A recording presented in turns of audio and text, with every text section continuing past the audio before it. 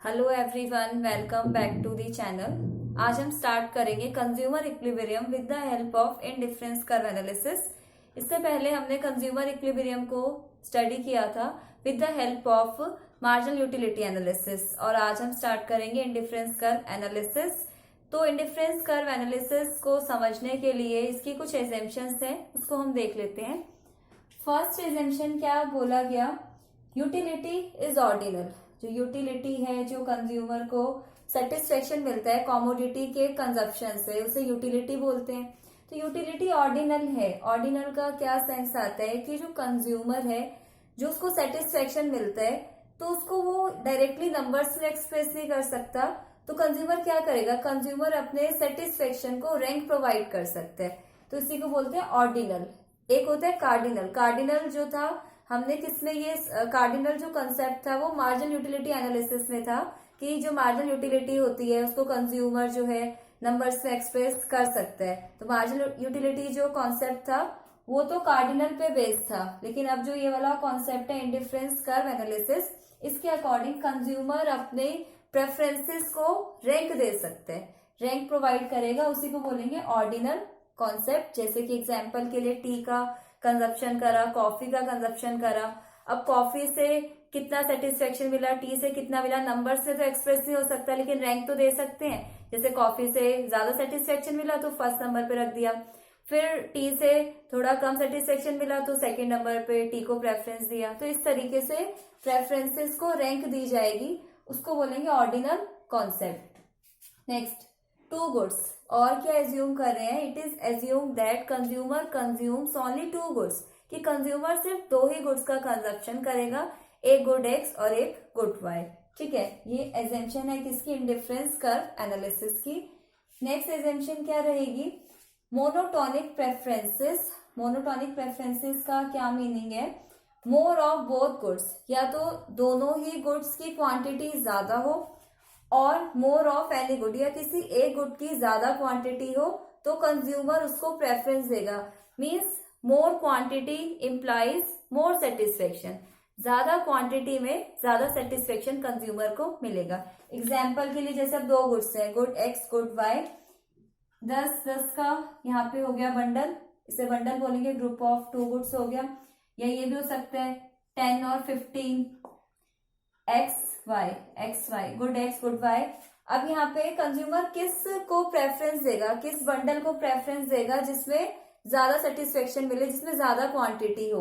तो वो कौन सा होगा? 10 और 15 का, क्योंकि इसमें यहाँ पे जो फर्स्ट वाला कॉम्बिनेशन है इसमें वाई का 10 यूनिट है, जबकि सेकंड वाले कॉम्बिनेशन में वाई के लिए कितने हैं? 15 यूनिट्स। इट मीन्स कंज्यूमर का सेटिस्फेक्शन किसमें ज्यादा है? ज्यादा क्वांटिटी में ज्यादा सेटिस्फेक्शन, इसको बोलते हैं monotonic preferences. More of both goods और मोर ऑफ एनी गुड। तो ये एग्जाम्पशंस है किसकी? इंडिफरेंस एनालिसिस की। एक और पॉइंट आ जाता है, एक और चीज हम एज्यूम करेंगे, consumer is rational. Rational means कि कंज्यूमर जो है बिल्कुल अपनी इनकम के अकॉर्डिंग एक्सपेंसेस इनकर्ड करता है। कंज्यूमर एकदम जो है ऑप्टिमम वे में डिसीजन लेगा, इमोशनल नहीं है कंज्यूमर। तो रैशनल क्या है? रिसोर्सेज को बेस्ट से बेस्ट वे में यूटिलाइज करने का एफर्ट करेगा कंज्यूमर। ठीक है, अब हम इंडिफरेंस कर्व एनालिसिस से कंज्यूमर इक्विलिब्रियम को तो समझने वाले हैं, तो उससे पहले हमें क्या करना होगा? पहले इंडिफरेंस कर्व का भी मीनिंग क्लियर करेंगे, फिर इंडिफरेंस कर्व की प्रॉपर्टीज को भी समझेंगे, और उसके बाद फिर बजट लाइन का मीनिंग भी देखेंगे। फिर जब ये सब चीजें क्लियर हो जाएंगी तो लास्ट में फिर हम कंज्यूमर इक्विलिब्रियम की स्टडी कर सकते हैं with the help of indifference curve analysis. Firstly अभी हमें क्या करना है? अभी हमें समझना है इंडिफरेंस कर्व का मीनिंग। तो इंडिफरेंस कर्व के नाम से ही जैसा क्लियर हो जाता है, एक ऐसा कर्व जो कि टू गुड्स के कॉम्बिनेशंस को शो करता है, जो कंज्यूमर को same level of satisfaction provide करता है, उसको हम बोलते हैं इंडिफरेंस कर्व। क्या डेफिनेशन है इसकी? It shows different combinations of two goods that give consumer same level of satisfaction. जो कंज्यूमर को सेम लेवल ऑफ सेटिस्फेक्शन दे रहे हैं उसको हम बोलते हैं इंडिफरेंस कर्व। एग्जाम्पल के लिए जैसे 2 ऑरेंजेस का कंजप्शन करा और एक एप्पल का कंजप्शन करा, तो इन दोनों से 2 ऑरेंज और 1 एप्पल, दोनों से सेम लेवल ऑफ सेटिस्फेक्शन मिल रहा है, तो उसी को हम बोलते हैं इनडिफरेंट होना, जहां पे कोई डिफरेंस नहीं है, सब चीजें इक्वल हैं, सेम लेवल ऑफ सेटिस्फेक्शन मिल रहा है, तो उसे बोलेंगे इंडिफरेंस कर्व। अब हम इंडिफरेंस कर्व को समझेंगे with the help of indifference schedule और उसका फिर कर्व भी ड्रॉ करेंगे। तब तक आप इसे नोट डाउन कीजिए।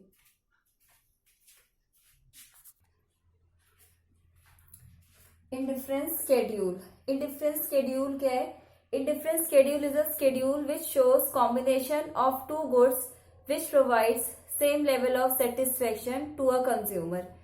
इंडिफरेंस स्केड्यूल क्या है? दो गुड्स के कॉम्बिनेशंस को शो करेगा जो कि कंज्यूमर को same level of satisfaction provide करते हैं। इट मीन्स हम बोल सकते हैं, we can say that A equal to B equal to C equal to D. जो ये कॉम्बिनेशन है ना, चारों में आपस में, ये चारों आपस में क्या है? इक्वल हैं। अब इसे कैसे ड्रॉ किया गया है, कैसे बनाया गया है, वो देख लेते हैं। अब क्योंकि जब इंडिफरेंस कर्व की बात आती है, क्योंकि दो गुड्स का कंजप्शन हो रहा है, तो दोनों गुड्स का कंजप्शन एक साथ तो नहीं बढ़ाया जा सकता। तो अब क्या होगा? अगर कंज्यूमर गुड एक्स का कंजप्शन इंक्रीज करता है तो कंज्यूमर को गुड वाई का कंजप्शन क्या करना पड़ेगा? सेक्रीफाइस करना पड़ेगा। तो वही चीज हमें यहाँ पे स्केड्यूल में शो करनी है। गुड एक्स कॉम्बिनेशन ए में क्या हो रहा है? कॉम्बिनेशन ए में कंज्यूमर जो है 1 unit of good x consumption करता है और गुड वाई का कितना कंज्यूम कर रहा है? 10 यूनिट। फिर अब कंज्यूमर जब ए से बी पर आया, ए टू बी कॉम्बिनेशन पर आया, तो यहाँ पर एक्स का कितना यूनिट कंजप्शन हुआ? 2 यूनिट से, और जबकि वाई का कितना? 7 यूनिट से। सेक्रीफाइस करा गुड वाई को, किसके लिए सेक्रीफाइस करा? गुड एक्स के लिए। ऐसे ही फिर ये बी टू सी 3 यूनिट्स और उसका कितना हो गया? 5 units. C to D 4 units और वाई के लिए कितना हो गया? 4 यूनिट्स। तो ये जो कॉम्बिनेशंस है ए बी सी डी, ये चारों कॉम्बिनेशंस कंज्यूमर को same level of satisfaction provide करते हैं। तो इस जो स्केड्यूल है, इससे हमें दो बातें क्लियर हो रही हैं। एक तो ये पॉइंट क्लियर होता है कि अगर एक गुड का कंजप्शन बढ़ाना है तो दूसरे का सेक्रीफाइस करना पड़ेगा। और दूसरा पॉइंट क्या क्लियर हो रहा है कि वाई को सेक्रीफाइस तो किया जा रहा है, वाई को सेक्रीफाइस कर रहे हैं consumer, it is clear, but किस रेट से? डिक्रीजिंग रेट से। किस रेट से सेक्रीफाइस हो रहा है? डिक्रीजिंग रेट से। तो इसी को यहाँ पे हम बोल देते हैं इंडिफरेंस कर्व एनालिसिस में एक पॉइंट और आ जाएगा। इंडिफरेंस कर्व की जब बात करेंगे तो इसका स्लोप ऑफ आईसी वो होता है एमआरएस। स्लोप क्या होता है इंडिफरेंस कर्व का? एमआरएस। जैसे जो प्रोडक्शन पॉसिबिलिटी कर्व था उसका स्लोप क्या था? MOC, marginal opportunity cost.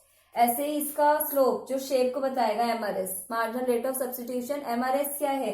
The rate at which one good is substituted for another good. एक गुड को सब्स्टिट्यूट करते हैं दूसरे गुड के लिए, उसी को बोलते हैं एमआरएस। एमआरएस का फॉर्मूला क्या बनता है?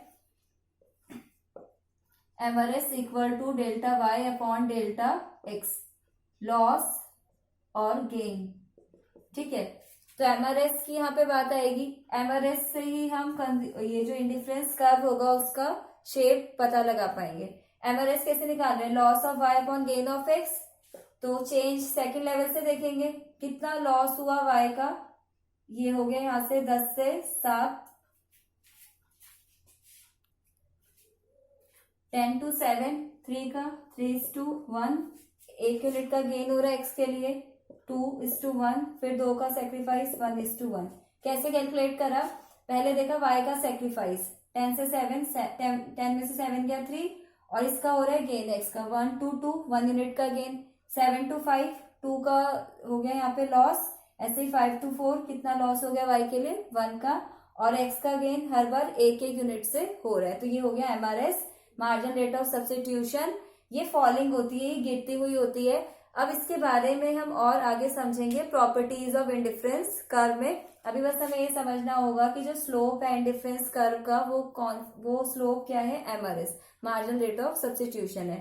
ठीक है, अब इसके बाद और क्या चीज है? ये तो स्केड्यूल हो गया, कर्व को ड्रॉ कर लेते हैं। इंडिफरेंस कर्व, इंडिफरेंस कर्व जब स्केड्यूल को ग्राफिकली ड्रॉ करेंगे, ग्राफिकली रिप्रेजेंट करेंगे, तो वो क्या बन जाएगा? Indifference curve. X axis, Y axis. X axis पे क्या आ जाएगा? एक्स एक्सिस पे शो करेंगे गुड एक्स का consumption, and Y axis is measuring consumption of good y। और अब ये फ्री हैंड बनाएंगे इंडिफरेंस कर्व। इसकी शेप कैसी होती है, convex towards origin, convex shape का होता है। PPC curve production possibility curve के शेप का था, कनकेव। और जो ये यहाँ पर इंडिफरेंस कर्व है इसकी शेप कैसी है, convex, combination A B C D. तो हम बोल सकते हैं indifference curve is a curve which shows combination of two goods which provides same level of satisfaction to consumer. Consumer को same level of satisfaction provide करते हैं, हर एक combination आपस में क्या है, इक्वल होगा, A equal to B equal to C equal to D. तो ये किस शेप का बना, कॉन्वेक्स। और डाउनवर्ड स्लोपिंग भी है। डाउनवर्ड क्यों है, क्योंकि अगर x का कंजप्शन बढ़ाना है, x का गेन करना है, तो y का क्या करें, y का हम क्या करें, सेक्रीफाइस कर रहे हैं, इसलिए ये डाउनवर्ड स्लोपिंग है, इसका स्लोप नीचे की तरफ है। ठीक है, अब हम इसके बाद इंडिफरेंस मैप का मीनिंग समझेंगे, तब तक आप इसे नोट डाउन कीजिए।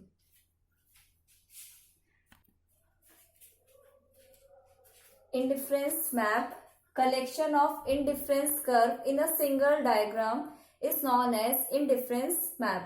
जब एक डायग्राम में कलेक्शन होगा इंडिफरेंस कर्व्स का, कई सारे इंडिफरेंस कर्व्स दिखेंगे, तो कलेक्टिवली उसको क्या बोला जाता है, इंडिफरेंस मैप। जैसे कि अब यहाँ पे एक तो IC1 हो गया, indifference curve first, indifference curve second, indifference curve third. ठीक है, तो अब क्या इस इंडिफरेंस मैप से क्या पॉइंट क्लियर होता है कि higher indifference curve shows higher level of satisfaction. जितना हायर होगा ना आईसी कर्व, सेटिस्फेक्शन लेवल क्या होगा, उतना ज्यादा। और इसका बहुत ही सिंपल सा रीजन है, क्योंकि क्वांटिटी ज्यादा मिलेगी ना जितना ऊपर जाएंगे। अब जैसे ये पॉइंट है यहाँ पे, और वही अगर उस वाले पॉइंट की बात करें तो ज्यादा क्वांटिटी तो इसमें है ना, यहाँ तक ज्यादा क्वांटिटी। जैसे जैसे ऊपर जाएंगे, जैसे जैसे आगे बढ़ते जाएंगे, क्वांटिटी क्या है, क्वांटिटी ज्यादा मिलेगी तो सेटिस्फेक्शन लेवल भी ज्यादा मिलेगा।